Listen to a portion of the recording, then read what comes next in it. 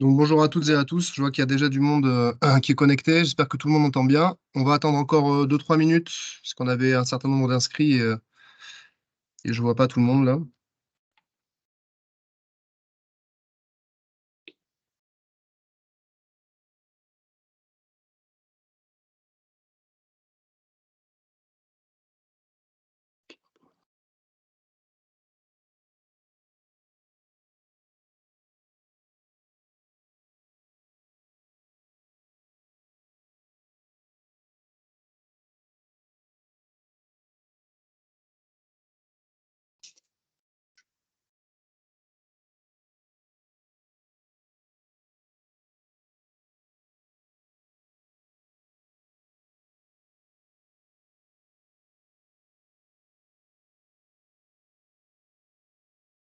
Bonjour à toutes et à tous, est-ce que vous nous entendez bien?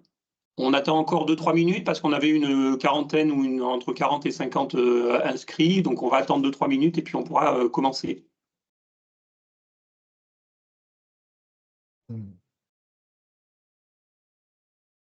Madame Richard-Ferruggi, je crois que vous avez levé la main. Je vais vous laisser la parole avant que ça commence si vous voulez intervenir.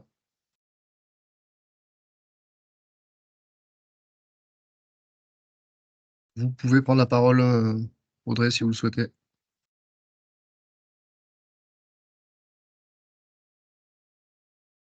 Bon.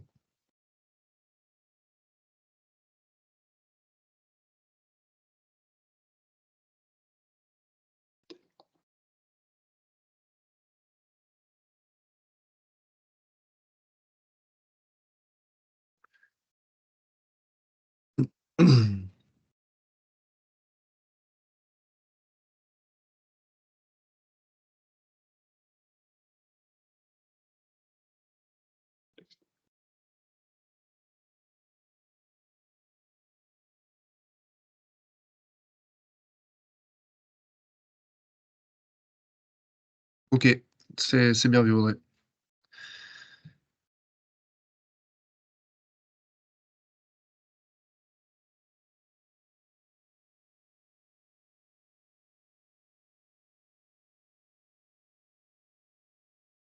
Mhm.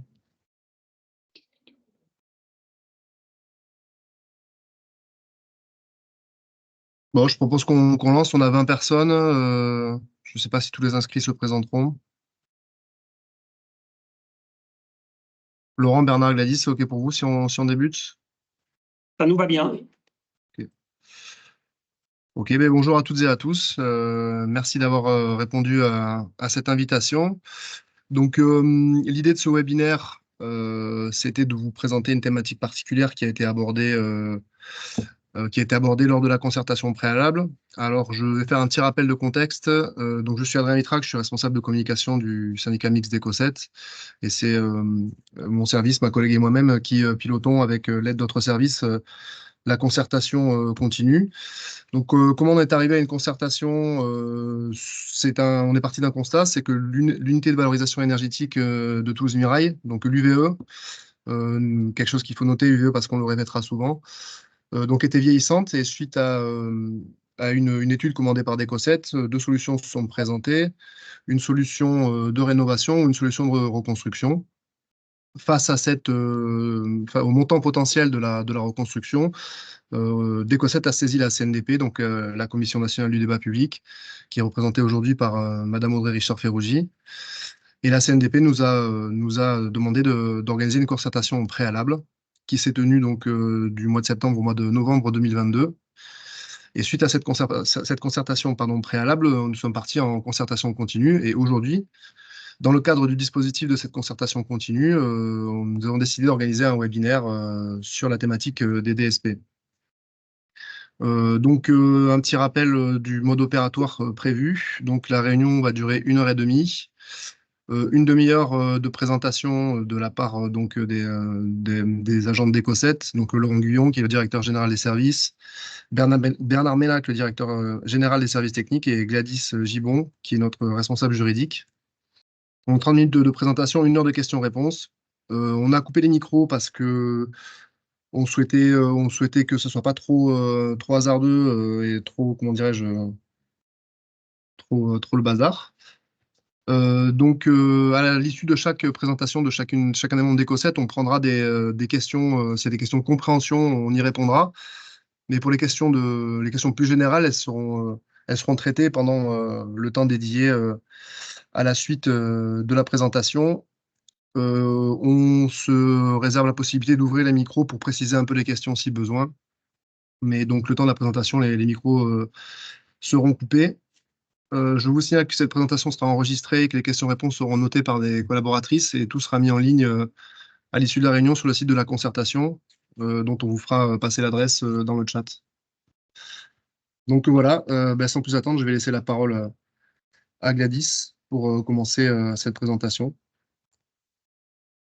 Merci beaucoup, Adrien. Je me permets juste avant de commencer de préciser que nous sommes en cours de procédure pour l'attribution du nouveau contrat de concession à compter du 1er janvier 2025. Dans ce cadre, toutes les données qui seront données aujourd'hui et même en réponse à vos questions sont données qui sont publiques. Et on ne sera pas du coup en mesure d'aller au-delà de ce qui a déjà été publié. Donc, on se permettra de botter en touche si on trouve que la question est un peu trop avancée par rapport à l'avancée de la procédure. Oui, pour aller dans le sens de ce que disait Gladys, c'est un enjeu de sécurité juridique pour la procédure, et puis c'est aussi un enjeu déontologique et de respect de l'équité entre tous les candidats.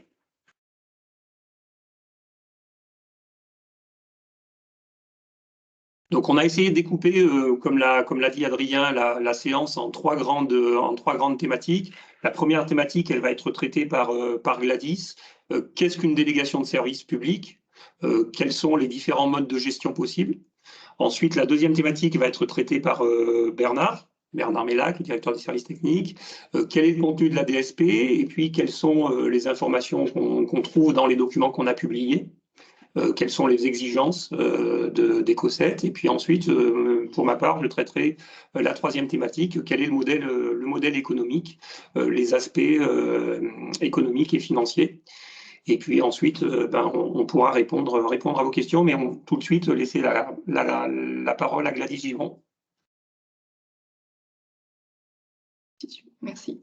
Lorsque l'on se pose la question de ce qu'est une délégation de service public, il faut d'abord se poser la question de à qui revient la gestion du service public. De façon originelle, c'est par une personne publique, donc l'État ou les collectivités territoriales. Donc, de base, le service public, on l'imagine être exercé par la commune, mais les communes peuvent ou doivent parfois se regrouper entre elles dans ce qu'on peut appeler des EPCI, donc des établissements publics de coopération intercommunale, ces EPCI peuvent aussi choisir de transférer certaines compétences à d'autres institutions comme les syndicats mixtes. DECOSET est un syndicat mixte à qui ces 6 EPCI lui ont transféré la compétence de traitement des déchets ménagers. Il conserve la compétence de collecte telle que l'on entend au sens commun la collecte des déchets ménagers. Pour le traitement des déchets ménagers, chaque EPCI adhérent à DECOSET paye une cotisation, donc cotisation qui provient de la taxe d'enlèvement des ordures ménagères que chaque contribuable paye. Donc, la compétence traitement des déchets ménagers exercée par DECOSET recouvre la valorisation des déchets, le recyclage et la prévention. Pour ce faire, DECOSET a donc des effectifs propres, mais aussi des installations propres, dont les usines de valorisation énergétique, que sont celles de Bessières et celles du Mirail, objet de la DSP qui nous concerne aujourd'hui. Une fois qu'on a identifié le service public qui donc doit être géré par DECO7, se pose la question de comment va être géré ce service public. Donc, plusieurs possibilités, 3 possibilités, soit en régie par les agents de DECO7 sur les installations qui sont propres à DECO7 et avec donc sa pleine et entière responsabilité et autonomie dans l'exploitation, soit via un marché public d'exploitation où, après mise en concurrence, un titulaire aura la charge de gérer le service public selon les conditions qui sont définies donc, par DECO7 préalable et à un prix défini, soit par délégation de service public, c'est-à-dire de 2 sortes, en affermage ou concession. L'affermage étant la remise au délégataire pour une durée donc plus ou moins longue, pouvant aller jusqu'à 20 ans, d'une installation pour lesquelles ils doivent exploiter et rendre un service public à leurs frais et risques. Donc, le délégant DECO7 n'a donc pas la responsabilité de l'exploitation, soit en concession, qui recouvre également une exploitation aux frais et risques, avec une dimension de construction au départ.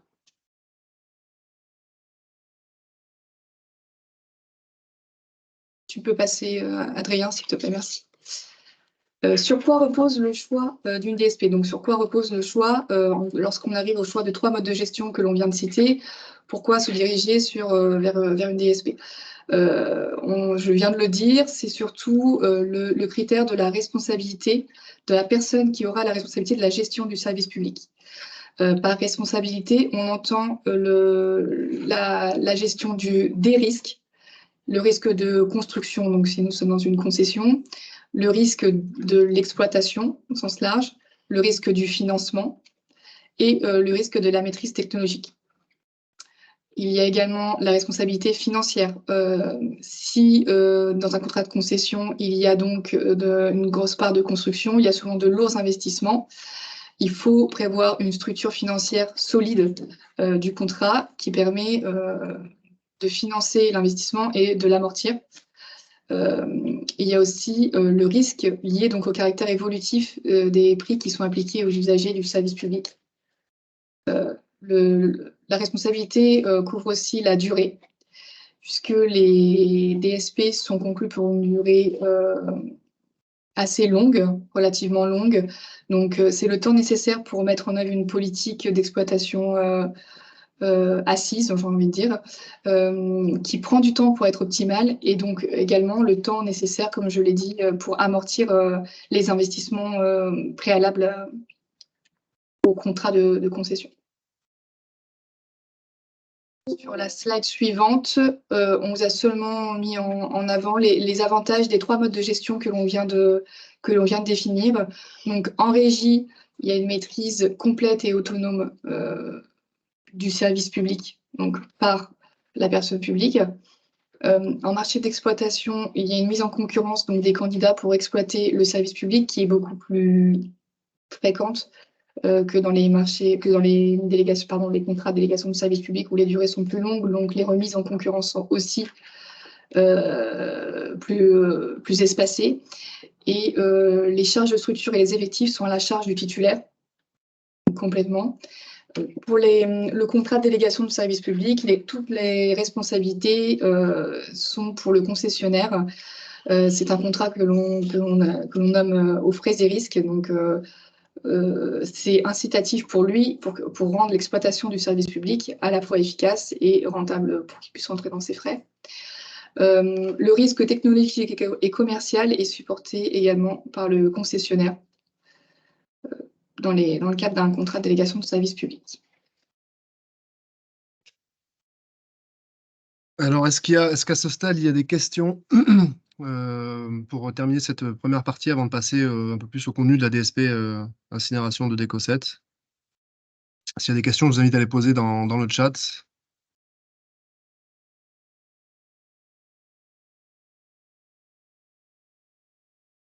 Alors, une question de Madame Onyango qui nous demande quels sont les inconvénients d'une DSP.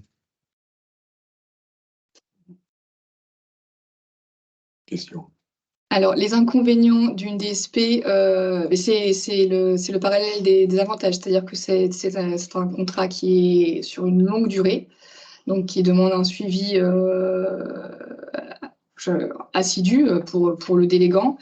C'est un contrat qui recouvre aussi une notion de risque pour le délégataire, donc à suivre, à ce qu'il ne soit pas non plus en difficulté et à ce qu'on perde complètement l'exploitation du service public, ce qui n'est pas notre but. J'ajouterais que les contrats de délégation du service public sont aux frais et risques pour les délégataires, mais il y a beaucoup de moyens de contrôle pour nous délégants pour assurer une transparence dans l'exécution du contrat qui est sur une longue durée, de sorte qu'on garde quand même le contrôle et vue sur les modalités d'exécution du service public. Mais je crois que Laurent en parlera un peu après. Ouais. Voilà.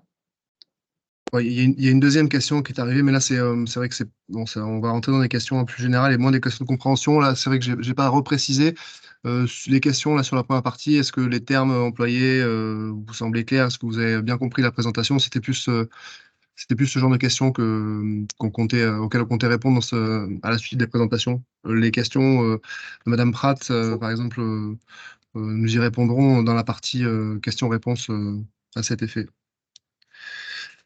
S'il n'y a pas de questions supplémentaires, je vous propose d'enchaîner. Donc, Bernard, je vais te laisser la parole. Très bien. Je mets la slide suivante.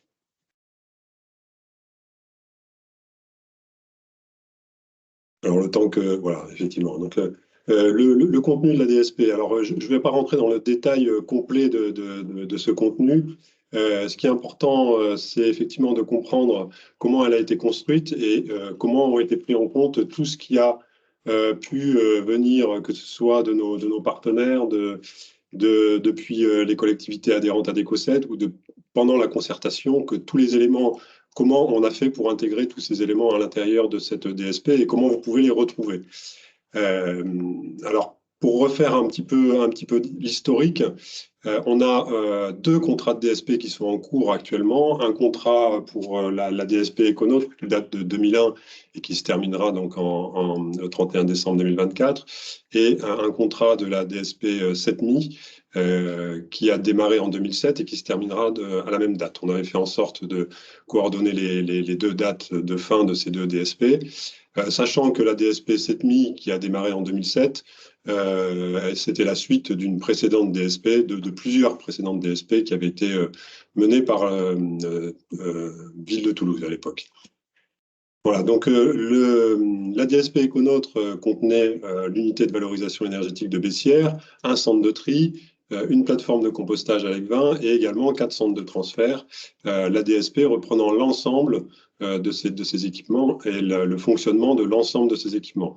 C'est ce qu'on appelait un petit peu une DSP, on va dire un peu all inclusive, tandis que la DSP 7Mi était uniquement l'unité de valorisation énergétique et le reste des installations étaient traitées par la ville de Toulouse, était géré par la ville de Toulouse, pardon.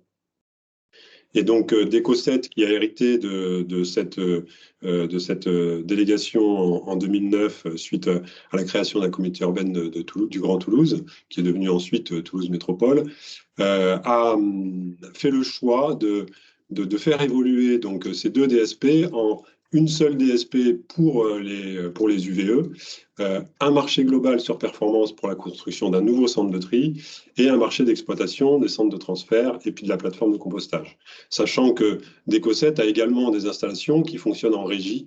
Donc, on a des déchetteries qui fonctionnent en régie, qui ont été transférées de Toulouse Métropole. On a également un centre de transfert qui fonctionne en régie. On avait une plateforme de compostage, mais qui a été fermée pour la mise en place de la 3e ligne de métro.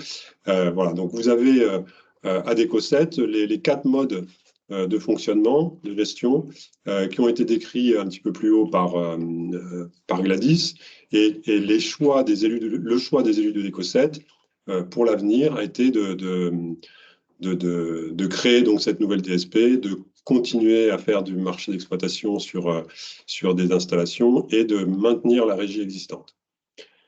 Donc, le contenu de la DSP UVE 2025-2045, dans les grandes lignes, hein, donc les grands titres, c'est l'exploitation des UVE existantes de Toulouse et de l'UVE existante de Bessières, et la construction d'une nouvelle UVE en remplacement de l'UVE existante du Mirail. Et il manque un petit mot, là, c'est pas grave. Donc, un contrat de concession, du coup, comme l'a expliqué tout à l'heure Gladys, que l'on a élaboré depuis, en fait, on y travaille depuis plusieurs années pour être tout à fait transparent. Donc, la slide suivante. Voilà, donc ce contenu a été élaboré depuis plusieurs années, ce que je disais, et dans le règlement de la consultation de cette DSP, vous retrouverez tous les critères qui permettront de juger les offres de chacun des soumissionnaires. Donc, quatre grands critères avec des sous-critères où là, vous avez que les titres, mais que vous pouvez retrouver dans le règlement de la consultation. Donc, je ne vais pas rentrer dans le détail de chaque critère, mais on retrouve le niveau des risques supportés par le concessionnaire. Gladys l'a dit, c'est l'élément principal d'une DSP. Et donc, on doit évaluer ce risque selon les engagements qui sont pris par chaque soumissionnaire. La qualité technique de l'offre, bien entendu, aussi bien sur les installations existantes et sur les équipements existants que sur le projet de réalisation de la nouvelle usine. Donc, dans cette qualité technique de l'offre, on y retrouve tous les engagements de performance de chacune des usines qui sont déterminants sur les objectifs fixés pour ces installations-là. Ensuite, bien évidemment, les conditions financières qui s'apprécient sur les tarifs et les redevances, mais pas que, parce que du coup, il y a aussi les montages, il y a tout un tas de choses importantes sur ce critère-là, dont parlera davantage Laurent dans la dernière partie. Et ensuite, le quatrième critère qui est important pour nous, puisque dans la qualité du service rendu aux usagers, on retrouve aussi des demandes qui ont été formulées au cours de la création et de tous les échanges que l'on a pu avoir lors de l'élaboration du contenu de cette délégation de service public. Donc on peut passer à la slide suivante. Sur quelques exemples, hein, on a voulu juste pour identifier comment sont pris en compte justement dans la DSP au travers des critères tous les échanges que l'on a pu avoir au préalable. Donc on a pris l'exemple le plus important sur les 240 000 tonnes. C'est un prérequis. Le 240 000 tonnes doit être tenu. Si on a un candidat qui nous propose 350 000 tonnes ou 100 000 tonnes, il ne répond pas à la demande de la consultation. Un critère important également sur l'optimisation énergétique. Alors, tous les critères sont importants, bien entendu, hein, mais bon. Un autre exemple, c'est l'optimisation énergétique qui est identifiée dans la qualité technique et les performances des installations. Sur la qualité des rejets liquides et des effluents gazeux, vous retrouverez dans le critère 2, sur la performance des installations, bien entendu, le fonctionnement. Mais dans le critère 4, il y a le maintien des certifications, la qualité des informations et transparence du fonctionnement, où là, il y a aussi beaucoup d'éléments qui sont importants pour évaluer ce critère-là. Sur la gestion et la valorisation des mâches fer, il y a un prérequis dans lequel on proposait effectivement l'utilisation du site de traitement des mâches fer de Bessières, soit que les candidats proposent un autre site, mais ce qui était un prérequis, c'était le déplacement du traitement des mâches fer du Mirail, qui, quoi qu'il arrive, doit être déplacé. Et dans le critère 2, vous retrouverez donc on retrouve la qualité et la performance des équipements qui seront mis en place. Sur l'information, la sensibilisation de la population, également on a été très sollicité sur cet aspect-là. On le retrouve dans le projet technique et on le retrouve dans la qualité de la communication, critère 2 et critère 4. Sur la gestion des réfiums, donc des résidus d'épuration des fumées d'incinération d'ordures ménagères, vous retrouverez également l'évaluation de cette partie-là dans le critère 2 et le critère 4. C'est en quelque sorte les cendres qui restent à l'issue du processus. Oui, pardon, c'est vrai. Donc effectivement, on retrouve sur chacun des points qui ont été abordés jusqu'à aujourd'hui, on retrouve dans les critères d'analyse la prise en compte de tous ces éléments-là. Donc là, un petit rappel sur le planning de cette procédure, avec une commission de délégation de services publics, deux commissions qui ont eu lieu, une le 15 novembre et une le 10 janvier. Le rôle de ces commissions de délégation de services publics, qui sont un petit peu le pendant d'une commission d'appel d'offres dans les marchés publics, c'est de valider d'une part les candidats et de valider d'autre part les offres qui ont été remises. Donc ces DSP étant passés, on peut démarrer la période dite de négociation avec les candidats qui ont été retenus. Cette période de négociation doit durer 5 mois à peu près. Je dis à peu près parce qu'il peut y avoir des besoins complémentaires ou au contraire, ça peut être raccourci parce que toutes les offres sont parfaites. Mais il y a une durée de cette période qui est prévue aux alentours de 5 mois. Là, et à l'issue de cette période de négociation, il y a une remise des offres finales et une analyse de ces offres finales qui va durer, je dirais, quasiment tout l'été, du 1er juin jusqu'à fin août. Ensuite, on a un comité syndical au cours duquel le président présentera son avis sur les différents candidats. Le candidat sélectionné, le comité syndical approuvera ou désapprouvera le choix qui aura été fait. Et ensuite vient la signature effective, le comité syndical autorisant le président à signer cette délégation, ce nouveau contrat, qui sera début octobre. Et ensuite, une période également prévue dans le contrat, mais qui ne fait pas partie des 20 ans de durée de la DSP, de octobre à fin décembre, la période de tuilage entre les délégataires sortants et le nouveau délégataire. Et donc la conclusion de tout ça, c'est au 1er janvier 2025, le démarrage de la nouvelle DSP.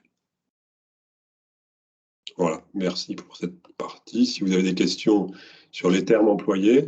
Exactement ce que j'allais dire. Ouais. Si vous avez des questions de compréhension, n'hésitez pas. Je précise que alors, il y avait une note DSP qui a été diffusée aux participants. J'espère que tout le monde l'a eu. Cette note, elle sera disponible, comme je l'ai dit, sur le site, ou comme je ne l'ai peut-être pas dit d'ailleurs, mais du coup, je le dis sur le site de la concertation. Et le lexique sera mis à jour. Il y a un lexique dedans. Donc, si vous avez des questions maintenant, n'hésitez pas. Sinon, vous aurez la note à disposition pour une meilleure compréhension. Donc, s'il n'y a pas de questions de compréhension, je vais laisser la parole à Laurent pour la suite de la présentation. Merci beaucoup. Je rebondis en attendant que la diapo passe sur cette note. Effectivement, l'objectif et l'enjeu en travaillant avec les deux garantes, c'était de vous présenter un webinaire qui soit le plus compréhensible et le plus didactique possible. C'est la raison pour laquelle, avant le séminaire, on a rédigé une petite note en quelques pages pour expliquer le contexte général de la DSP. Et puis, cette note sera enrichie avec vos questions et puis les réponses qu'on a pu y apporter.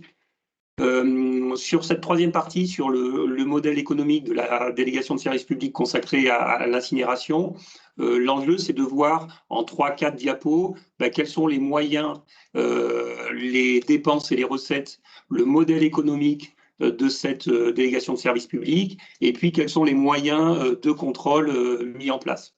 Comme l'a dit tout à l'heure Gladys dans la première partie, lorsqu'on a une délégation de service public, on a une gestion du service public qui est déléguée à un opérateur qui va travailler au risque et péril, sous le contrôle de la collectivité. Donc il y a deux notions qui sont importantes, le risque et péril, et on va y revenir, sans doute dans la discussion aussi tout à l'heure, et la notion de contrôle. Ce n'est pas parce qu'il y a une délégation de service public que la collectivité, elle perd la main. Elle garde la main, mais sous forme de contrôle. Le contrat, tel qu'il sera négocié à l'issue de des phases de négociation dont a parlé Bernard.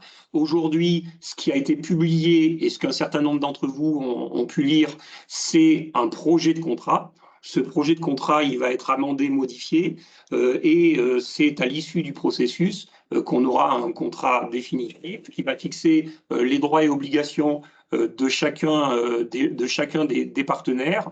Et en particulier, ce contrat permettra de préciser quelles sont les dépenses qui sont prises en charge par le délégataire. En contrepartie de ces dépenses, quelles sont les recettes sur lesquelles le délégataire peut compter de façon à équilibrer son budget. Mais dans tous les cas de figure, comme on le verra à la fin de mon intervention, la collectivité garde la main sur les moyens de contrôle. Le contrat, en contrepartie des dépenses que le délégataire va avoir à assumer, aussi bien en fonctionnement qu'en investissement, on va le voir tout à l'heure, le délégataire il va percevoir des recettes.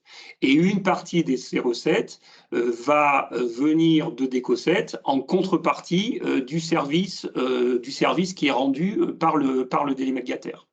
Bien évidemment, comme l'a dit Gladys, ce contrat, il va être sur 20 ans. C'est long, 20 ans. Et donc, le contrat, il prévoit aussi comment ce tarif initial du début qui est inscrit dans le contrat, comment ce tarif, il va être réactualisé dans le temps.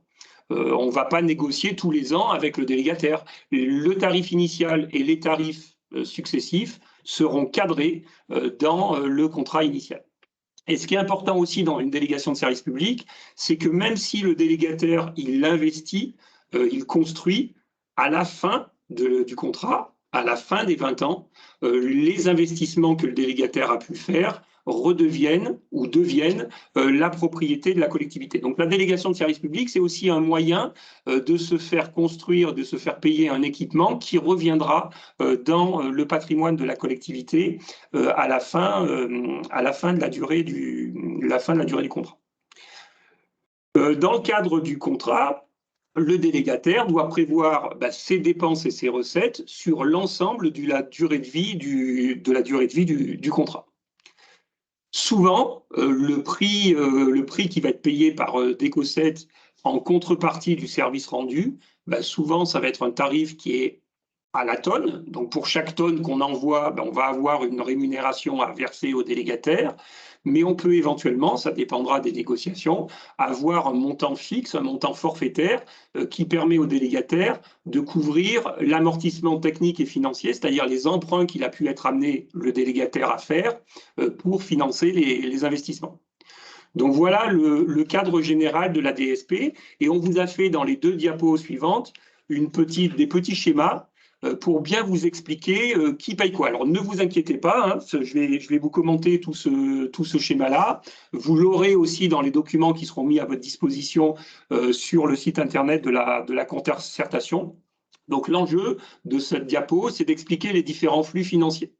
D'abord, précision préalable, c'est que les montants ne sont pas à l'échelle. Parce que le montant tout à fait à gauche, vous voyez le montant de l'investissement initial. Et le montant de l'investissement initial, il est considérablement plus élevé que les montants annuels que vous trouvez par la suite. Donc ne retenez pas des questions d'échelle, retenez juste le principe général. Donc le principe général, c'est qu'en début de contrat, le délégataire, il va être amené à financer des investissements. Alors à la fois des investissements pour assurer la pérennité des usines existantes et puis aussi des investissements pour reconstruire une nouvelle usine.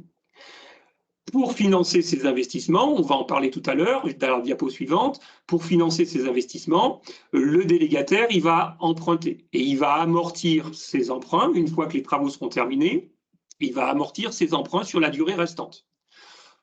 Même si le contrat commence au 1er janvier 2025, il est prévu que les travaux ne soient terminés qu'en 2032. Donc, ça n'est qu'à partir de 2032 que le délégataire il va pouvoir commencer à amortir l'investissement qu'il aura terminé. Et donc, si on fait partir l'amortissement en 2032, il ne restera plus que 13 ans d'amortissement. Donc, le délégataire va investir pour construire l'usine, enfin, va investir notamment pour construire l'usine. il va amortir ça sur la durée du contrat, donc sur 13 ans, et donc chaque année, le délégataire, il devra assumer les charges d'amortissement technique et financier de cet équipement. Donc c'est la partie que vous voyez tout à fait en vert, qui est sous la tranche marquée délégataire. Mais chaque année, le délégataire, il va avoir aussi des coûts d'exploitation, des coûts pour le fonctionnement courant de l'usine. Et comment est-ce que le délégataire il finance ces deux types de dépenses? Les dépenses qui sont liées à l'amortissement de l'investissement et les dépenses qui sont liées au fonctionnement courant de l'équipement, il va avoir des recettes. Et les recettes, elles vont venir essentiellement de Décoset, c'est la partie un peu mauve de la barre de droite, mais il va aussi pouvoir percevoir de l'argent venant de tiers, qui n'est pas Décoset. Alors, pourquoi? Vous vous souvenez peut-être, si vous avez participé à la concertation préalable, qu'on a dimensionné l'UVE de Toulouse pour 240 000 tonnes, comme l'a dit Bernard. Et dans ces 240 000 tonnes, il y a essentiellement les déchets de Décoset, il y a les déchets des activités économiques du territoire de Décoset, et puis, résiduellement, à la marge, il y a des déchets qui vont venir des collectivités proches de Décoset, mais du département de la Haute-Garonne. Vous vous souvenez, c'est un débat qu'on avait eu au moment de la concertation préalable, donc notamment le Murtin, mais aussi Terre du Lauragais. Donc c'est pour ça qu'il y a une petite partie de recettes qui vont être perçues par le délégataire en provenance de tiers. Donc ça, c'est quelles sont les dépenses chaque année pour le délégataire et quelles sont les recettes chaque année pour le délégataire. Maintenant, une fois qu'on a fini de regarder qu'est-ce qui se passe du côté délégataire, on va regarder qu'est-ce qui se passe du côté Décoset. Donc Décoset, il va avoir forcément des sommes à payer au délégataire en contrepartie de l'utilisation de l'équipement. Donc c'est la partie que vous voyez mauve toujours dans la partie coût net pour Décoset. Mais Décoset va être propriétaire de l'énergie produite par les usines. Et Décoset, je vous fais grâce des détails, Décoset va vendre cette énergie, soit de l'électricité, soit de la chaleur, mais Décoset va faire participer les tiers aussi pour l'investissement. Hein. Et donc, en contrepartie de ces recettes vont venir diminuer le coût total demandé par le délégataire. Donc le délégataire, il demande un coût total à Décoset, mais le coût total de Décoset va être diminué des recettes perçues par Décoset. Donc Décoset assume un coût net. C'est la partie qui est au milieu de votre écran. Le coût net pour Décoset, c'est ce que ça lui coûte. Mais Décoset, il ne trouve pas l'argent sous les pieds d'un cheval. Décoset, il va facturer ce coût net aux EPCI adhérents. Et donc là, on va arriver dans la dernière partie de la diapo. Vous allez voir quelles sont chaque année les dépenses et les recettes pour les établissements publics de coopération intercommunale, les EPCI qui sont adhérents. Dans les EPCI adhérents, il y a la métropole, la communauté d'agglomération du Sicoval, je salue Béatrice en passant, et puis 6 autres communautés de communes, comme l'a dit Gladys tout à l'heure. Et donc, quelles sont les dépenses de ces communautés de communes? Ces communautés de communes, elles vont payer Décoset pour les coûts d'incinération. C'est la partie du bas que vous voyez. Le coût net d'incinération payé par Décoset. Mais Décoset, il rend d'autres services aux EPCI adhérents pour d'autres filières. La filière tri, la filière compostage, la filière transfert et transport, la filière déchetterie. Donc tout ça, Décoset facture aussi à ses EPCI adhérents. C'est le deuxième carré bleu que vous voyez au-dessus. Mais les EPCI adhérents, ils ont aussi de la collecte à assumer. Tout à l'heure, Gladys, elle vous a dit que c'était les EPCI adhérents qui assuraient la collecte. Donc les EPCI adhérents, en assurant la collecte, ils ont des coûts. Donc c'est la partie du haut du tableau que vous voyez. Et donc comment se financent les EPCI pour couvrir ces dépenses chaque année? Les EPCI sont propriétaires des recettes de valorisation. Lorsqu'on trie, on vend des produits. Et ce n'est pas d'Ecosset qui vend les produits et qui garde l'argent pour lui, ce sont les EPCI qui récupèrent le produit de la vente du tri sélectif. Quand vous mettez dans votre poubelle jaune, quand vous mettez de l'aluminium, du papier, du plastique, tout ça, ça génère des recettes de valorisation qui vont dans les poches de l'EPCI. Les EPCI, elles touchent aussi des subventions, et notamment des subventions de Citeo, mais ça peut être des subventions de l'ADEME, qui vient réduire qui viennent permettre de financer une partie des coûts. Et puis, tout ce qui n'est pas financé par des recettes de valorisation et tout ce qui n'est pas financé par des subventions, les EPCI ils doivent bien trouver l'argent quelque part. Et les EPCI, ils vont chercher l'argent soit sur le contribuable, qui paye la taxe d'enlèvement des ordures ménagères, soit sur l'usager, le citoyen usager, qui paye la redevance d'enlèvement des ordures ménagères. Taxe d'enlèvement des ordures ménagères et redevance d'enlèvement des ordures ménagères peuvent avoir un caractère incitatif. On peut passer à la slide suivante, puisque dans le cadre du comité de pilotage de la concertation continue, on a travaillé avec les parties prenantes qui se sont impliquées dans la concertation depuis de nombreux mois ou maintenant de nombreuses années. Et on a eu pas mal de questions sur la subvention qui est prévue, que Decosset verse, la subvention d'investissement que Decosset doit verser à l'opérateur. Et donc, un certain nombre d'interlocuteurs nous ont dit pourquoi, si le délégataire il est au risque et péril, pourquoi est-ce que vous lui versez une subvention? Donc, cette diapo, elle va avoir pour objectif d'expliquer pourquoi Decosset va verser une subvention d'investissement à l'opérateur. Sur la partie gauche de votre écran, vous voyez qu'est-ce qui se passe si le délégataire ne reçoit pas de subvention de Decosset. Imaginons que les travaux ils coûtent 1000, j'ai fait exprès de prendre un chiffre qui n'est pas la réalité. Qu'est-ce qui se passe si les travaux coûtent 1000 ? Le délégataire doit emprunter. J'ai pris un emprunt de 6% parce que les taux sont en train de remonter. Un emprunt de 6% sur 13 ans, ça donne une annuité de 113. Cette annuité, vous vous souvenez du schéma de la slide précédente, cette annuité, elle est payée par Decosset principalement, mais aussi par les tiers. Maintenant, qu'est-ce qui se passe si Decosset il verse une subvention? Donc, je suis parti du principe que la subvention, c'était la moitié, pour caricaturer. Donc, si Decosset verse une subvention, le délégataire, il a un coût de 500, et le délégataire, il va emprunter pour financer les 500, toujours à 6%, toujours sur 13 ans, et ça va donner une annuité qui est moitié moindre, normal.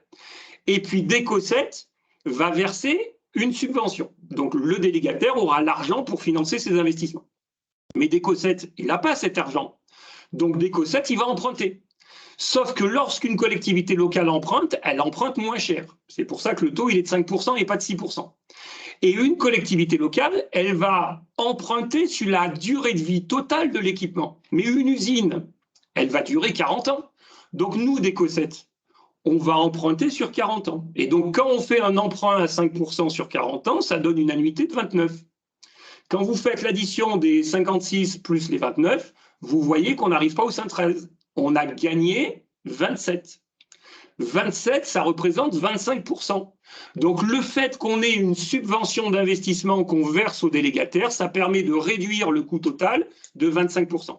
Alors j'attire votre attention sur le coût total. Ce n'est pas que le coût total de Decosset, puisque Decosset répercute le coût aux EPCI. Donc en maximisant cette organisation, on permet de faire payer les EPCI moins cher. Mais souvenez-vous, les EPCI, ce n'est pas le payeur final, parce que les EPCI répercutent le coût aux citoyens.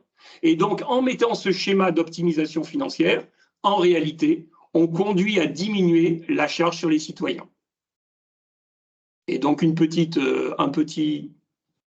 sur la diapo suivante, un petit résumé. Donc, la consultation et la négociation, la période de négociation qui s'ouvre et dont a parlé Bernard tout à l'heure, doit nous permettre d'optimiser les coûts d'investissement des opérateurs, les coûts de financement des opérateurs, les coûts d'exploitation des opérateurs, les engagements en matière de production d'énergie, parce que souvenez-vous, toute l'énergie produite est donnée à Decosset qui va le vendre. Donc, on a un enjeu d'avoir une production énergétique maximisée et on va demander aussi aux opérateurs qui s'engagent sur des enjeux techniques, mais aussi des enjeux d'insertion urbaine. On a des enjeux d'optimisation, puisque vous l'avez bien compris, plus le coût de l'opérateur sera faible, plus la charge à prendre en charge par DECO7 sera faible, plus la charge de DECO7 sera faible, plus la charge des EPCI sera faible, et plus la charge des EPCI sera faible, moins les citoyens auront à contribuer. Donc l'enjeu de la discussion, de la négociation, il est là. Mais comme l'a dit tout à l'heure Gladys, faire une délégation de service public n'est pas pour la collectivité synonyme de se désintéresser de ce qui se passe dans le contrat. On ne signe pas un contrat et on ne dit pas on se retrouve dans 20 ans. La collectivité, elle a à sa disposition des moyens, et en particulier des moyens de contrôle, pour chaque année demander un certain nombre de rapports, des rapports tous les mois, des rapports tous les ans, notamment en matière de production, de rejet, en matière financière. On a une visibilité sur les flux qui rentrent et les flux qui sortent. Les flux que nous, on envoie, on les connaît bien, mais les flux qui viennent des tiers, on ne les connaît pas. Et on a dans la délégation de service public les moyens de contrôler d'où viennent les flux, à la fois les flux qui rentrent et les flux qui sortent. Pour ça, on a un compte-rendu financier. Le compte-rendu financier, il est public. Le compte-rendu financier, il est public parce qu'il est délibéré par le comité syndical et toutes les délibérations du comité syndical sont publiques. En général, on a une délibération sur le rapport annuel du délégataire au mois d'octobre. On a aussi une visibilité sur le volume, le budget qui est consacré aux gros entretiens et au renouvellement. Et puis, bien évidemment, si le délégataire ne respecte pas ses obligations, si lorsque la collectivité, lorsqu'elle contrôle, elle s'aperçoit que des engagements ne sont pas tenus, le contrat prévoit un certain nombre de pénalités pour faire en sorte que les engagements des uns et des autres soient complètement respectés. Donc ne gardons pas en tête l'idée que délégation de service public signifie privatisation où on remet au privé l'ensemble du service public et nous, on s'en désintéresse. Au contraire, on a les moyens juridiques et financiers pour pouvoir agir tout au long de la délégation, chaque année et même au mois le mois. On a une équipe de 3 ingénieurs, alors j'allais vous dire 3 ingénieurs féminines, mais maintenant on a 2 ingénieurs féminines et un ingénieur masculin qui est chargé du contrôle de la délégation de service public. Donc au quotidien, on a des assistants à maîtrise d'ouvrage qui nous assistent notamment sur l'analyse critique des rapports annuels qui nous sont produits par les délégataires. Et je vois, ou je les ai vus arriver, qu'il y a plein de questions. Donc je laisse Adrien et son équipe nous gérer les questions, à la fois des questions de compréhension pour cette 3e partie, et s'il n'y en a pas, on peut directement passer aux questions plus génériques sur l'ensemble des 3 thématiques. Effectivement, ouais, quelques questions. Donc, on avait répondu à la première question de Madame Onyango. Donc ensuite, on a une question de Madame Béatrice Pratt. Donc, est-ce que nous sommes sûrs que ce sera plus rentable et plus efficace et pourquoi? Donc, je pense qu'on parle de la DSP Oui. du choix de la DSP. Alors, trois éléments de réponse et ensuite je laisserai Bernard compléter. Premier élément de réponse, il faut se poser la question lorsqu'on lance une délégation de service public de combien ça coûterait si c'était nous qui faisions et combien ça coûterait si c'est le délégataire qui fait. Donc ça, c'est la première question qu'on se pose. Deuxième question qu'il faut se poser, combien ça coûterait si en cours de route, il y a des risques, des accidents de parcours qui se déroulent? Vous vous souvenez ce qu'a dit Gladys? Dans une délégation de service public, on est au risque et péril. Si en cours de route, il y a un accident, ce n'est pas pour notre pomme, c'est pour la pomme du délégataire. Il est au risque et péril. Donc, combien ça coûterait s'il y avait un accident en cours de route, si c'était nous qui étions aux manettes, et combien si ça coûte si c'est le délégataire? C'est la deuxième question qu'il faut se poser pour savoir si c'est plus intéressant ou pas de faire une délégation de service public. Troisième question qu'il faut intégrer, c'est la question de la technologie. Imaginons que DECO7, je vous rassure tout de suite, ce n'est pas le cas. Imaginons que DECO7 était à la tête d'une équipe de spécialistes en charge de pouvoir gérer un outil industriel compliqué comme une usine d'incinération. Imaginons, on recrute les bonhommes qu'il faut pour pouvoir gérer et exploiter l'incinération. On aura que la connaissance de nos usines. Le fait de passer une délégation de service public à des grands groupes internationaux, ça permet de bénéficier de leur expérience, de leur expertise, de la recherche et développement qu'ils font dans tous les pays du monde entier. Ça nous permet de bénéficier des outils qui sont à la pointe, ce que nous, on ne pourrait pas se permettre d'avoir si on gérait avec notre propre expérience et avec notre propre regard. Donc, c'est ces questions-là qu'il faut avoir. Avoir un délégataire, le délégataire, il a des actionnaires. Donc, les actionnaires, il faut les rémunérer. Donc, ça coûte plus cher pour ça. D'un autre côté, nous, lorsqu'on fait les choses avec nos agents à nous, peut-être qu'il faut qu'on utilise plus de ressources humaines que le délégataire va utiliser en réalité, parce que le délégataire, c'est un spécialiste. Donc, il va optimiser la gestion des ressources humaines, ce que nous, on ne sera peut-être pas capable de faire. Donc, ça coûte plus cher parce que le délégataire, il prend des rémunérations, il prend une marge et il faut qu'il rémunère ses actionnaires, mais il a des capacités d'optimiser la gestion au quotidien, d'optimiser la technologie et d'avoir les technologies de pointe parce qu'il a un périmètre géographique beaucoup plus large que le nôtre. Donc, quand les élus se sont posés la question, est-ce qu'on gère en régie, est-ce qu'on passe un marché public comme un NPGP dans le cadre du tri, ou est-ce qu'on passe une délégation de service public, c'est tous ces éléments-là qui ont été mis noir sur blanc. Et au regard de la maturité actuelle de l'organisation, on a considéré pour l'incinération que repartir sur une délégation de service public, c'était la solution adaptée. Mais de ce point de vue-là, Décosat n'a aucun a priori et aucune idée préconçue, puisqu'on fait une délégation de service public sur l'incinération, mais on a fait un marché public sur le tri. Le tri, on a choisi un opérateur qui va nous construire le tri et qui va exploiter pendant 4 ans. Et dans 4 ans, 4 ans ou 6 ans, on remettra en concurrence. On a des déchetteries qui sont en marché public et on a des déchetteries qui sont en régie. On a une déchetterie, je ne sais pas si on peut le dire ou pas, on a une déchetterie qui aujourd'hui était dans le cadre du marché public qu'on va reprendre en régie. Tout ça pour vous montrer qu'on n'a aucun a priori et chaque fois sur chaque dossier, on se pose la question quel est le montage juridique et financier qui est le plus optimal au regard de l'enjeu. Et pas que juridique et financier. Et technique aussi, oui. Technique, bien sûr. Oui. En fait, il n'y a pas juste un critère. Alors, en plus, pour rajouter à ce que dit Laurent, c'est difficile de prévoir le montant exact de toute façon de ce que ça va coûter, même que l'on soit en régie, en exploitation ou en délégation. Donc, il y a des choix qui sont faits sur la base justement d'un ensemble de critères qui amènent à faire ce choix DSP, marché public ou régie.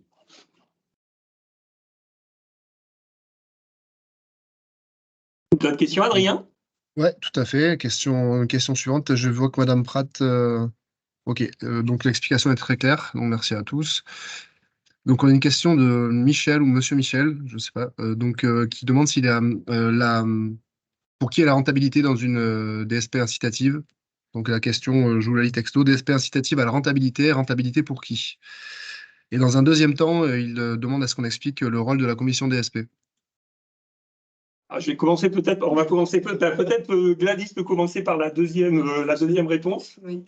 Le rôle de la commission DSP, donc communément appelée CDSP, je ne vais rien inventer du tout, c'est le Code général des collectivités territoriales qui le dit. 2 rôles. Le premier, c'est examen des candidatures et invitation, du coup, autorisation à déposer l'offre.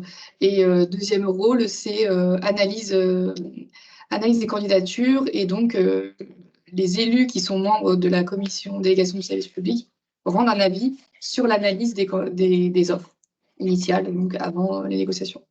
Un petit complément, dans la commission de délégation de service public, au même titre que dans la commission d'appel d'offres, il y a non seulement des élus de la collectivité, mais il y a aussi les services de l'État. Et précisément était présent, alors la précédente c'est sûr, la première je ne sais plus, était présent le comptable public, qui est un fonctionnaire de la DGFiP, et était présent aussi le fonctionnaire ou les fonctionnaires de la direction de la concurrence et de la consommation, je ne sais plus comment ils s'appellent maintenant. Donc, sur la question de la rentabilité, pareil, je laisserai aussi Bernard et Gladys compléter. Comme je l'ai dit tout à l'heure, dans le cadre de leur offre, les opérateurs vont nous faire, sur 20 ans, un plan prévisionnel de leurs dépenses et de leurs recettes. forcément, l'opérateur, il ne fait pas les choses gratuitement. Donc, quand on fait la différence entre les dépenses et les recettes, ben forcément, l'opérateur, il se dégage une certaine rentabilité. Cette rentabilité, dans le cadre de la négociation, il nous appartient à faire en sorte que la rentabilité, elle ne soit pas démentielle. Mais encore une fois, la question qui se pose, c'est combien ça coûterait si c'était nous qui le faisions. Alors, je caricature. Si c'est nous qui faisions, ça coûterait 100. Si c'est le délégataire qui fait, ça va coûter 95. Et à l'intérieur des 95, le délégataire, il se garde 25 de rentabilité. On pourrait dire, bah, la collectivité, elle paye les actionnaires pour 25.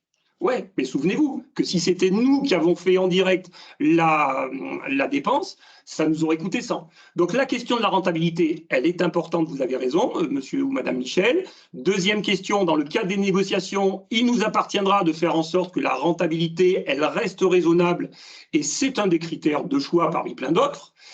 Mais troisièmement, la question de la rentabilité, elle doit être mise au regard de qu'est-ce que ça nous coûterait, nous, si nous faisions le travail. En d'autres termes, l'enjeu, il ne faut pas dire, bah, comme c'est une délégation de service public, c'est forcément rentable pour l'actionnaire, oui, s'il n'y a pas d'accident de parcours, parce que s'il y a des accidents de parcours, c'est l'actionnaire qui paiera, c'est pas le contribuable. Donc oui, si tout se passe bien, il y a une rentabilité pour l'actionnaire, mais la question qui se pose, c'est combien ça coûte si c'est nous qui faisions. Voilà. Et le choix qui a été fait, c'est de considérer que le coût initial, si c'était nous qui faisions, et la nature des risques, s'ils étaient avérés, ça coûte moins cher si c'est un délégataire qui fait que si c'était nous qui faisions. Oui, alors moi je rajouterais aussi la juste une petite intervention, il faut peut-être essayer, il y a encore pas mal de questions, donc il faut peut-être essayer d'être un peu concis. Je pense que les gens avaient prévu jusqu'à 14h30 et même si on déborde un peu, il faut être un peu plus concis dans les réponses. Ok, donc deux mots, parce qu'il y a marqué DSP incitative à la rentabilité. Incitative à la rentabilité, oui, mais incitative aussi à la performance et à la qualité technique. C'est-à-dire que, évidemment, c'est un compromis d'un ensemble qui fait que on ne cherche pas l'usine qui soit les critères sont construits de telle sorte qu'on ne cherche pas l'usine qui soit la moins chère possible et la plus rentable possible. On cherche vraiment l'usine qui soit la plus efficace selon les 4 critères qui ont été présentés. Donc, il n'y a pas que l'aspect économique qui entre en compte. Merci. Ok, merci Bernard. Donc, on va prendre la question suivante, qui est la question de monsieur Manuel Lake-Jonard, excusez-moi si j'écorne votre nom. Donc, qui demande, est-ce que dans les critères liés à la sensibilisation de la population, il y a des éléments de type contrat de performance incitant à réduire les volumes traités par une action forte sur la réduction des déchets, comme ça se fait par exemple à l'incinérateur du Grand Montauban en périphérie de Montpellier? Alors, malheureusement, on ne va pas pouvoir répondre à cette question, hein, évidemment. Il y a des critères liés à la sensibilisation de la population et voilà, et je ne peux pas en dire plus. En fait, je répète, comme a dit Gladys au début, effectivement, qu'il y a certaines questions auxquelles on ne pourra pas répondre parce qu'on est en pleine procédure, et donc du coup, il y a des sujets qu'on ne peut pas encore aborder tant que tout n'est pas finalisé. Alors, en quittant la question du contrat de délégation de service public, où sur cette question-là, on peut pas forcément rentrer. En revanche, en parallèle de cette délégation de service public, DECOSET, au travers son schéma stratégique, va amplifier toutes les actions qui mènent déjà aujourd'hui en matière de sensibilisation de la population aux bons gestes de réduction de la production des déchets à la source, aux bons gestes de tri. Et donc, en travaillant avec les acteurs associatifs, avec nos EPCI adhérents, dans le cadre du schéma stratégique, on va mettre en œuvre un certain nombre d'actions pour diminuer la production de déchets. Donc le fait qu'il y ait ou pas des critères incitatifs à la réduction des déchets à l'intérieur du contrat ne nous empêchera pas de travailler sur cette dimension-là en parallèle.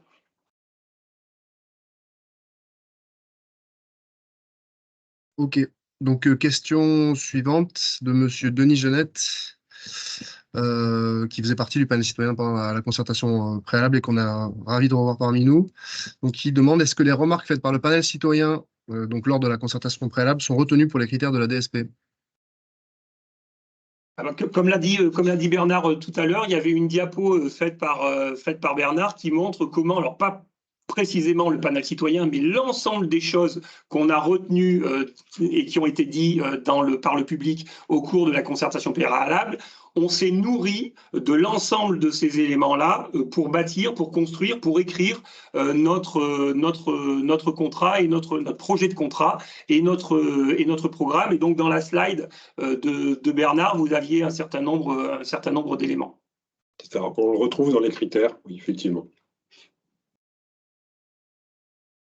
Ensuite, il y a une intervention de M. Herbach, mais qui est. Donc, c'est Michel Herbach, hein, donc, qui fait partie des parties prenantes. Excusez-moi, je ne vous ai pas reconnu. Qui parle donc de l'empreinte. Je vous propose peut-être d'essayer d'ouvrir votre micro pour préciser un peu votre pensée, parce que c'est pas précis sous forme de question et je ne suis pas sûr de bien comprendre. Donc, normalement, vous avez le micro autorisé, vous pouvez prendre la parole, M. Herbach.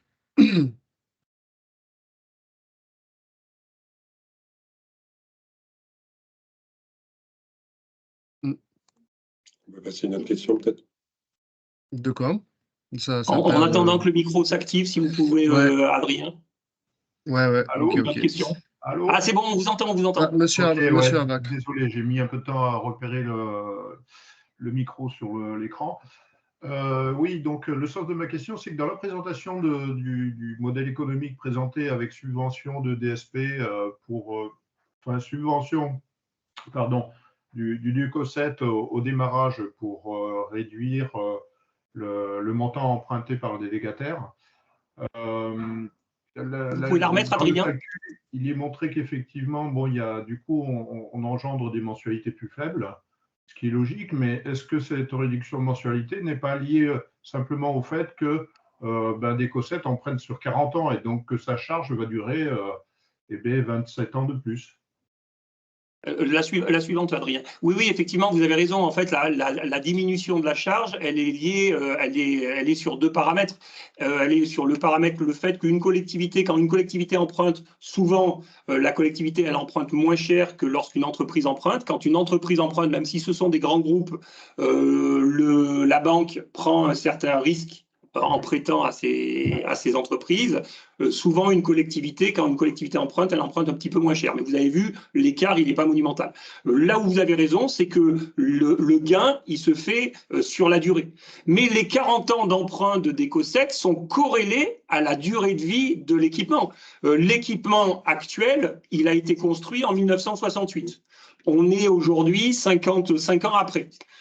Donc, on ne va pas emprunter sur 55 ans, mais on va emprunter sur la durée de vie raisonnable du nouvel équipement qu'on va construire. Et donc, emprunter sur 40 ans, ce n'est pas aberrant. Donc, mais vous avez raison, le gain, il vient des deux aspects.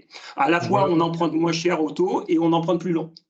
Et donc, est-ce que le résultat est bien celui qui est indiqué? Est-ce qu'en fait, il ne faut pas pondérer ça, ou corriger ça sur le fait que la dette dure 40 ans, donc peut-être faire un ratio de manière à ce que l'annuité, est-ce qu'elle est réellement à 29 au global sur une durée équivalente? Je ne sais pas si je suis clair.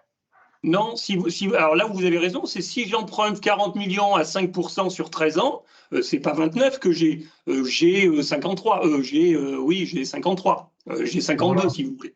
Mais la charge finale qui sera payée par le contribuable, c'est bien 29. C'est pas 53. Donc vous, en tant que contribuable, est-ce que vous préférez payer 53 ou est-ce que vous préférez payer 29? Non, mais est-ce que vous indiquez annuité 29, ça veut dire 29 par an. Est-ce que c'est 29 par an pendant 13 ans ou pendant 40 ans? Ah ben pendant 40 ans, bien sûr. Voilà, donc si vous voulez, mais est-ce que vous préférez payer il est réaliste que sur les 13 premières années, mais après, on se retrouve avec une charge qu'on n'aurait pas eue dans l'autre système. Mais bon, oui, mais dans l'autre système… C'est un point de détail, hein. Excusez-moi, je ne veux pas passer tout le temps là-dessus. Mais dans l'autre système, une fois qu'on aura fini les 13 ans, une fois qu'on aura fini les 20 ans de la DSP, alors soit on exploitera nous-mêmes et on n'aura plus la charge d'amortissement parce qu'on aura un bel équipement financé qui continuera encore pendant 20 ans ou pendant 30 ans, ou alors on relancera dans 20 ans une délégation de service public et le délégataire n'aura pas à nous faire payer cette annuité. Donc de toute façon, l'économie des 56, on n'aura plus les 56 à payer au bout de 20 ans, à la fin de la DSP. Par contre, vous avez raison, on aura encore les 29 pendant 40 ans. enfin pendant les 20 ans restants. OK. Merci. J'en profite, monsieur Herbach, j'en profite parce que on vous a en ligne, enfin en direct, vous aviez deux précisions. Il y avait une question sur la pondération des critères. Donc, vous demandez s'il y avait vous demandez s'il y a-t-il une pondération des critères et est-ce que la dernière version de l'appel d'offres exprime plus clairement l'option de déplacement de l'emplacement du futur UE. Alors sur la partie pondération, on va... Oui, c'est public. Allez-y. Il n'y a pas de pondération, mais une hiérarchisation des critères. C'est-à-dire qu'ils sont appréciés les uns après les autres, sans numériquement les apprécier, donc, mais seulement sur leur contenu, conformément donc, aux prescriptions du Code de la commande publique. Et la deuxième question, on avait eu des échanges pendant l'été, je crois, je me souviens plus, le temps passe tellement vite. On avait eu des échanges pendant l'été avec les associations riveraines. Et effectivement, dans le cadre du projet de contrat et dans le cadre j'ai oublié, du projet de contrat et dans le cadre du programme qu'on a publié dans le cadre de la délégation de service public, on a bien été obligé de mettre un terrain. En tout cas, ce qui est sûr, c'est que dans le cadre de l'enquête publique, on est obligé, le délégataire qui sera choisi est obligé de travailler sur 3 terrains pour examiner les avantages et les inconvénients des 3 terrains. Et ce travail-là, plutôt que nous, on dise aux délégataires, ben voilà les 2 terrains que tu auras à analyser dans le cadre de l'enquête publique, en prenant le risque de choisir, enfin, vous pourriez, vous, nous dire qu'on va choisir les terrains les plus pourris pour que le délégataire y conclue que ce soit ce terrain-là qui est le meilleur. Pour que ce soit complètement transparent, on va travailler avec le comité de pilotage de la concertation continue, on va créer un comité de suivi de cette question des terrains. On va lancer une étude totalement indépendante sur cette question-là, de façon à ce que le choix des 2 terrains qu'on soumettra au délégataire pour qu'il examine dans le cadre de l'enquête publique soient des terrains qui sont complètement objectivés et travaillés en collaboration et en concertation avec vous. Et j'ajouterais, parce que je vois qu'il y a une question aussi sur le déplacement du parc mâche-fer du Mirail. Oui, on va déplacer, quoi qu'il arrive, les mâches-fer du Mirail, même si l'incinérateur ne se fait pas à cet endroit-là. Donc, c'est une question de M. Escartin. Avant de passer à une autre question de M. Escartin, il y avait une dernière demande de précision de M. Herbach qui demandait s'il y aura des sanctions en cas de non-respect des clauses. Oui, on l'a dit tout à l'heure, peut-être Gladys ou Bernard. Elles sont prévues dans le projet de contrat, donc qui va être revu à l'issue des négociations, mais on a prévu un certain nombre de sanctions en cas de manquement aux obligations et même des conditions de révision des clauses techniques et financières du contrat en cas de manquement aux obligations également. Ok, donc on avait une question aussi de M. Escartin, que je salue. Donc, Décosset va donc investir, c'est ce que vous nous dites, mais quelle logique allez-vous utiliser pour positionner le curseur de votre contribution? Est-ce que la question vous semble claire ou est-ce que vous souhaitez que M. Escartin précise? Oui, le montant de la contribution, le montant de la subvention d'investissement, pour qu'on soit clair, le montant de la subvention d'investissement, il est fixé dans le projet de contrat et dans le programme qui a été diffusé dans l'appel à concurrence. C'est bien ça? Ouais, j'ai pas très bien compris la question. Ouais, Je vais on peut ouvrir ouvrir le micro si vous souhaitez, oui. Monsieur Donc, Escartin, vous pouvez préciser? Le montant, il est public ou pas? Non, enfin, non. Non. Monsieur Escartin, bonjour. Vous pouvez allumer votre micro normalement. Je vous ai autorisé le micro.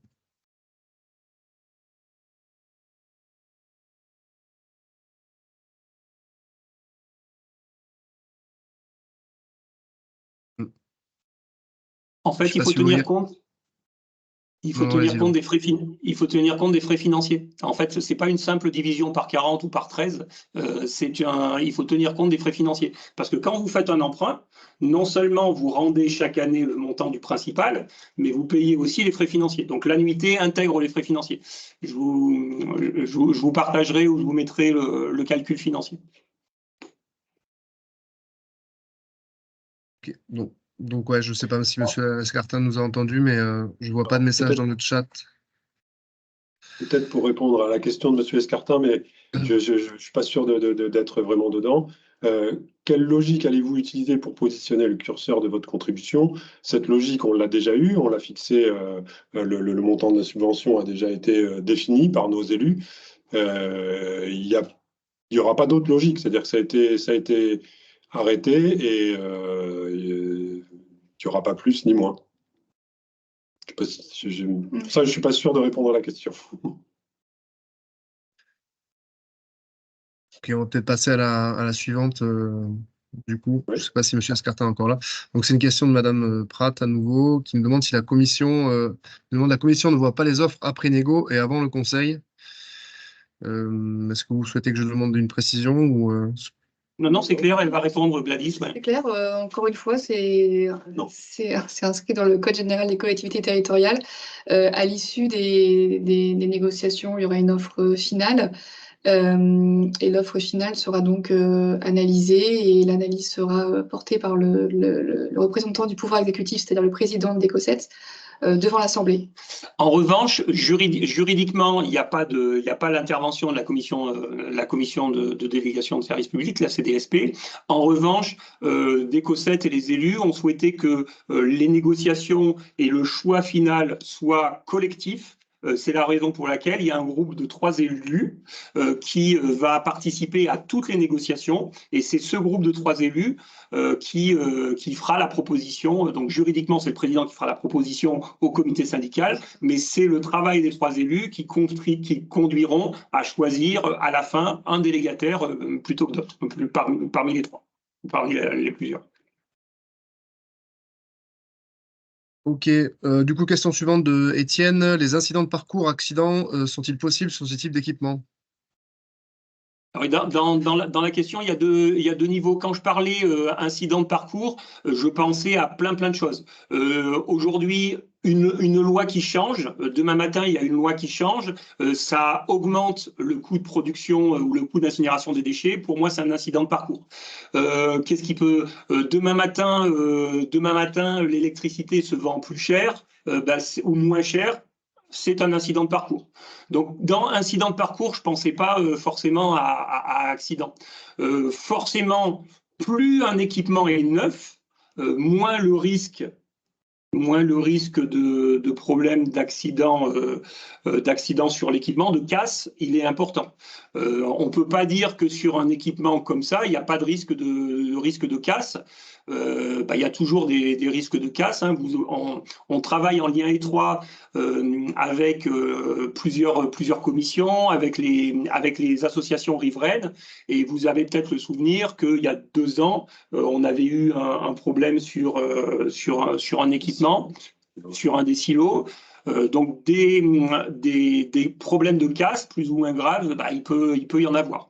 Mais quand je parlais d'incident ou de risque, c'était au sens beaucoup plus générique que ça. Donc oui, dès lors que vous avez un équipement, nous on gère des déchetteries, même il n'y a rien de plus basique.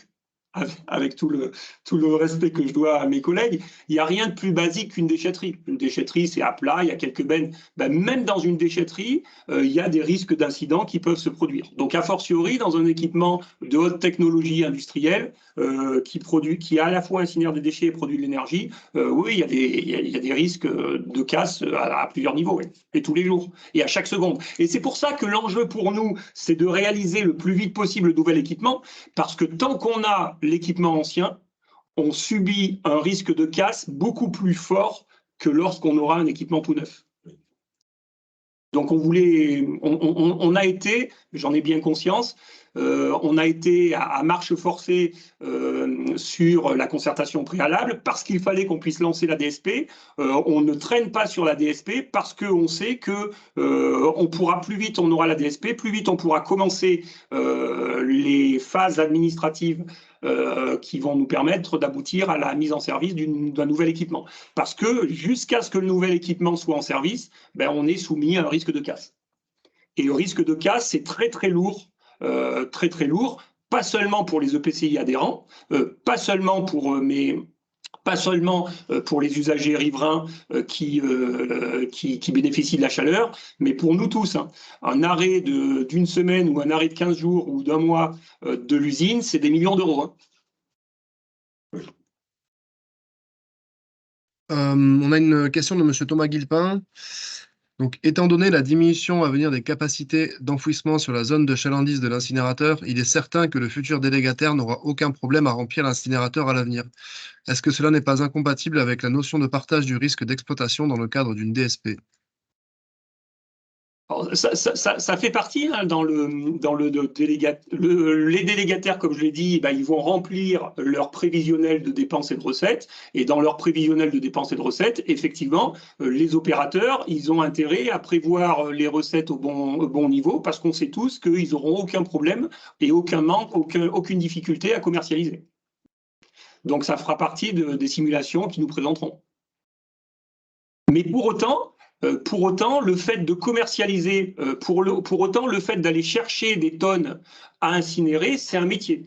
C'est un métier que les opérateurs savent faire, c'est un métier que moi, je ne sais pas faire. C'est-à-dire qu'il faudrait que je prenne mon bâton de pèlerin avec Bernard et puis Gladys, qu'on aille voir toutes les entreprises du coin et qu'on leur dise est-ce que vous ne voudriez pas mettre des déchets dans notre usine à telle et telle condition ? Donc, effectivement, le fait de dire il y a moins de capacité d'enfouissement, donc commercialiser des tonnes de déchets auprès des entreprises ou auprès des collectivités riveraines, c'est super facile, mais c'est quand même un métier qui n'est pas le nôtre. Oui. Alors, on pourrait effectivement répondre à des appels d'offres publics, on pourrait faire ce genre de choses, évidemment, hein, mais ça revient au même, en fait. Hein, je ne comprends pas très bien la notion de partage du risque. C'est-à-dire que, si je comprends bien, vous pensez que le fait qu'il y ait des tonnes toutes faites, les futurs prestataires n'auront aucune difficulté à aller les chercher. Je dirais c'est contractuel aujourd'hui. Dans 5 ans, ça sera peut-être pas le même cas. Ça peut évoluer. Demain, si tous nos voisins ils mettent en place des solutions autres de traitement des déchets, notre incinérateur, ils auront peut-être beaucoup plus de mal à les remplir. Donc, sur 20 ans, comme disait Laurent, il peut se passer beaucoup de choses. Et ce risque-là, effectivement, il est sur 20 ans. Il n'est pas juste sur les 5 prochaines années. Imaginons demain matin ou après-demain une rupture technologique et que tous nos déchets, on puisse les transformer en essence. Donc, il n'y a plus aucun déchet d'entreprise qui rentre dans l'usine d'incinération. Et ça fait une perte de recettes pour le délégataire. C'est pour lui. C'est pas pour nous, c'est pour lui. Donc, si demain, parce qu'il y a une rupture technologique, les entreprises ou les collectivités autour, ou même nous, on leur apporte plus de déchets, c'est leur problème. C'est pas le nôtre. Ça. Et puis, c'est un choix qui a été fait par nos élus. Effectivement, on aurait pu partir soit sur un marché public comme pour le centre de tri, soit sur de la régie. Peut-être que ça sera un choix demain, j'en sais rien. Aujourd'hui, le choix qui a été fait, c'est ça. Okay. Et je rebondis sur la... Vas-y, Adrien, excuse-moi. Non, c'était pour prendre une autre question, mais si tu veux apporter des précisions, on est encore largement dans les temps, donc tu peux y aller. C'est bon? Non, c'est bon, vas-y. Donc, on a une question à nouveau de Étienne qui me demande est-ce que le délégataire va créer un équipement qui durera vraiment 40 ans ou plus s'il n'en tient le contrôle que pendant 20 ans? Alors, c'est une bonne question. C'est vraiment tout le sujet de la construction de notre délégation. Évidemment, l'objectif, c'est que l'aspect qualitatif soit important. Donc, vous l'avez vu dans les 4 critères. Hein. Il y a le premier, c'est le risque, effectivement. Le deuxième, technique, où là, effectivement, on cadre au maximum ce qui doit être prévu dans l'usine. Et ensuite, on parle de financier. Mais oui, l'objectif, c'est qu'il nous fasse l'usine la plus qualitative possible. Et je prendrai un regard, revenir en arrière. Le délégataire qui, en 1968, a construit la SATMI, il avait un contrat sur 15 ans ou sur 20 ans. Je ne me souviens pas, sur 15 ans ou sur 20 ans. Et pourtant, l'usine, elle a été en activité 55, 60 ans. Le délégataire qui a construit l'UVE de Bessières, il y a 20 ans, en 1998, il a construit une usine. Aujourd'hui, l'usine, elle a 20 ans. Vous pouvez, peut-être que vous y avez été la visiter. Si vous n'y avez pas été, je vous invite à y aller puisqu'on le fait visiter. On peut manger par terre, hein. Alors, je ne dirais pas ça de tous nos équipements, mais pour le coup, à Bessières, l'équipement est très bien entretenu. Donc, le délégataire qui construit un équipement et qui entretient année après année l'équipement, il a intérêt de faire un travail aux petits oignons, il a intérêt de faire durer l'équipement très longtemps. Et nous, on est là pour être vigilants sur le respect de ces engagements contractuels. Et il y a un critère très important que vous retrouverez là dans la présentation que j'ai faite, qui est la partie gros entretien renouvellement, qui participe à ça. Présentation qui sera disponible sur le site de la concertation à la suite de la réunion, je le précise. Tous ces critères sont publics, hein, vous pouvez y accéder, il n'y a pas de sujet. Et c'est les critères, je pense est-ce qu'on a, dans la note DSP, est-ce qu'on a mis tous les critères ou on a mis un résumé? Je ne l'ai plus en tête. C'est un résumé, oui. C'est un Ok. résumé parce que la liste des critères et des sous-critères est très longue. Ok. Donc ensuite, on a une question de Monsieur Genette. Je vais lui laisser la parole parce que vous avez fait des maths et Pardon? On y a déjà répondu? Ah, excusez-moi, j'ai perdu le fil. Donc du coup, on a une question de Monsieur Frassati qui nous demande: le coût de la construction du nouvel incinérateur est à la charge du délégataire ou du contribuable? Les deux, juridiquement, c'est à la charge du délégataire. C'est lui qui paiera les factures tous les jours au fur et à mesure que l'usine se construira. Le délégataire, ensuite, il nous répercutera un prix que nous, on paiera tous les ans ou chaque fois qu'on enverra une tonne. Donc, chaque fois qu'on enverra une tonne, le délégataire, il se financera une partie de l'investissement initial qu'il aura réalisé. Donc, au final, c'est toujours le citoyen qui paye. Mais le citoyen, il va payer par l'intermédiaire de plusieurs étapes. Le délégataire va facturer à Décosset, donc le délégataire va payer 100% du prix de l'investissement cash au début, modulo notre subvention. Le délégataire va nous faire payer à chaque tonne entrante tous les ans pendant 20 ans.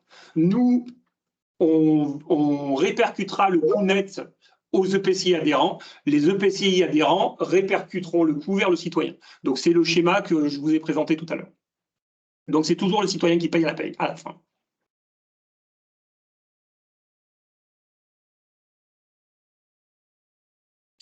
Ok.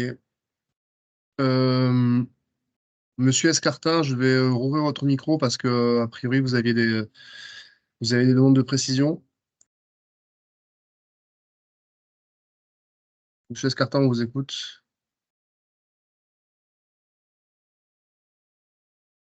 Vous n'êtes toujours pas retour de votre micro.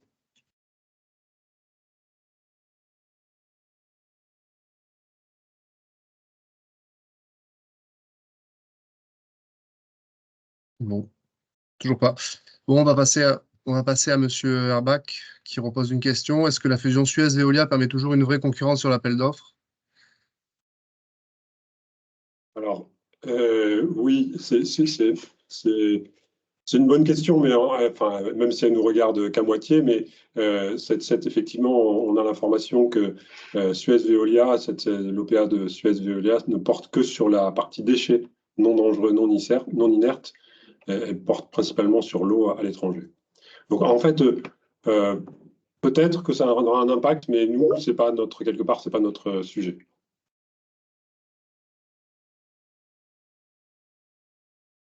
Je vois pas d'autres questions. Est-ce qu'il y a des questions supplémentaires? N'hésitez pas, on a encore 10 minutes à passer Oui, ensemble si je me vous suis souhaitez. trompé, j'ai dit ne porte pas sur, porte sur la partie, mais alors c'est ne porte pas sur la partie déchets non dangereux, non inertes. Excusez-moi. Oui, la fusion, elle portait plutôt sur l'eau, c'est ça?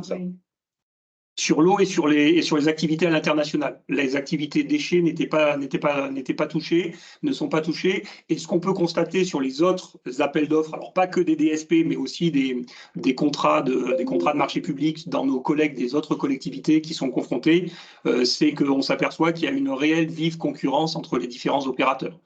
Donc on espère que ce sera aussi le cas chez nous.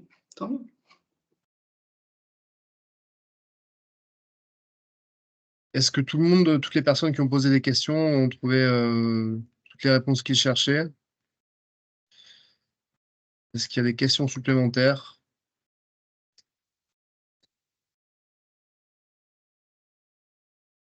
Voilà, Madame Richard Ferruggi, vous voulez prendre la parole ou intervenir ou...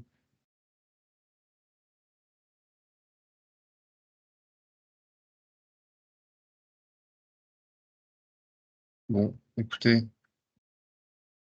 semblerait qu'il n'y ait plus de Peut-être, questions. Alors, Madame Richard Ferruggi, votre micro est activé si vous souhaitez prendre la parole.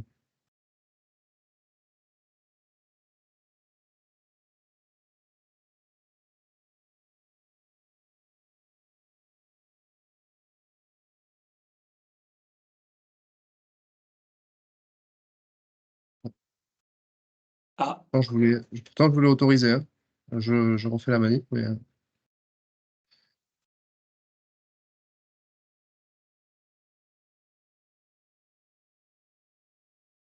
Est-ce que vous avez la possibilité de l'activer?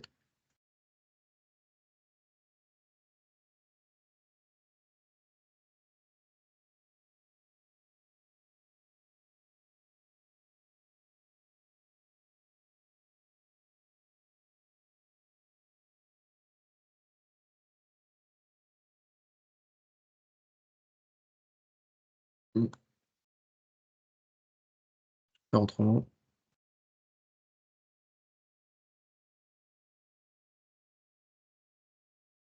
on va peut-être vous désigner comme présentateur, Madame Ferruggi, comme ça vous pourrez parler. Je vous ai mis en tant que présentateur, donc peut-être que là, votre micro, vous pouvez l'activer.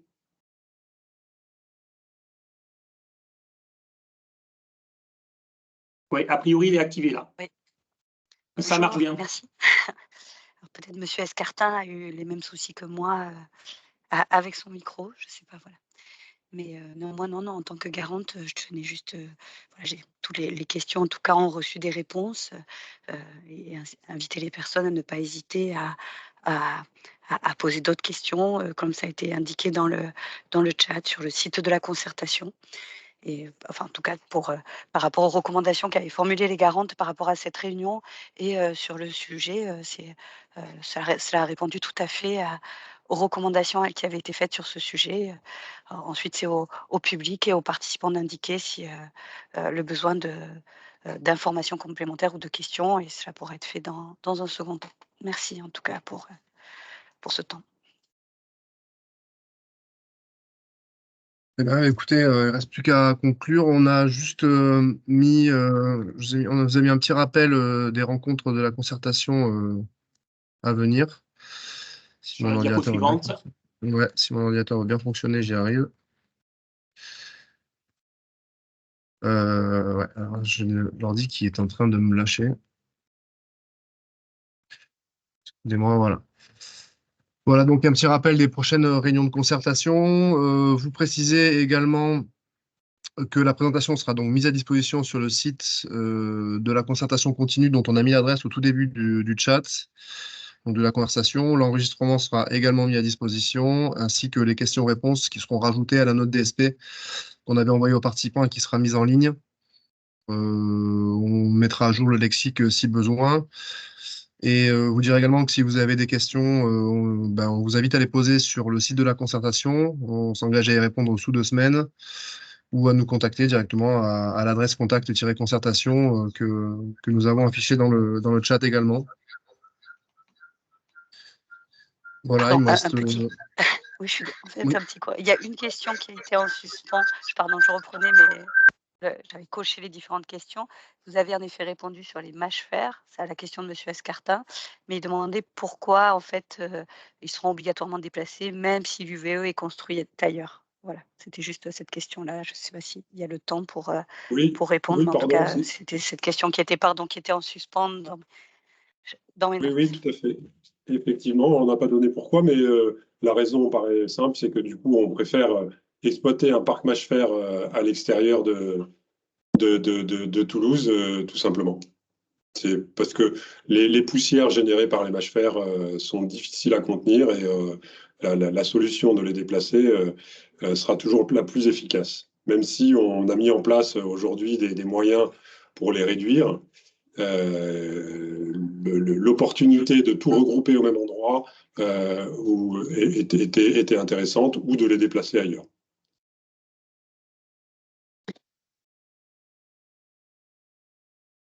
Voilà. Écoutez, je pense qu'on peut conclure. S'il n'y a pas de questions Peut-être supplémentaires de Adrien, nouveau. un petit mot donc pour remercier Madame André Ferrugi pour sa présence, et puis en amont de la réunion pour ses conseils avec sa collègue, puisque pour cette opération, il y a 2 garantes. Remercier Monsieur Ginesté pour sa participation à la fois à la concertation préalable et puis à cette concertation continue. Nos parties prenantes qui sont issues soit des associations riveraines, donc on a entendu des représentants des associations des quartiers de Saint-Simon, également des représentants des associations environnementales. Donc, Monsieur Guilpin, merci beaucoup à vous de cette présentation, cette participation. Et puis, remercier aussi les élus et nos collègues administratifs et techniques des EPCI adhérents qui ont participé et qui étaient présents parmi nous. Donc, merci beaucoup à tous pour ça. Et puis, bien évidemment, tout le reste du public qui a bien voulu se joindre à nous sur ce temps de travail entre midi et 2.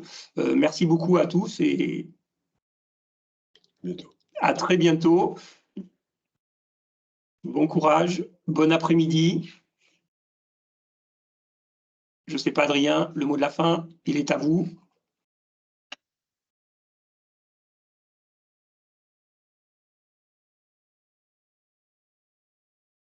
Je n'entends pas, Adrien. Oui, ton micro est coupé, Oui. je pense. Excusez-moi, mon micro a été coupé, mes collaboratrices se moquent de moi. Donc, nous vous remercions pour votre participation. Merci aux équipes qui ont participé à la construction de cette réunion. Et puis, voilà, à bientôt sur les prochaines réunions de concertation. Bonne journée à tous. Merci. À très bientôt, au revoir.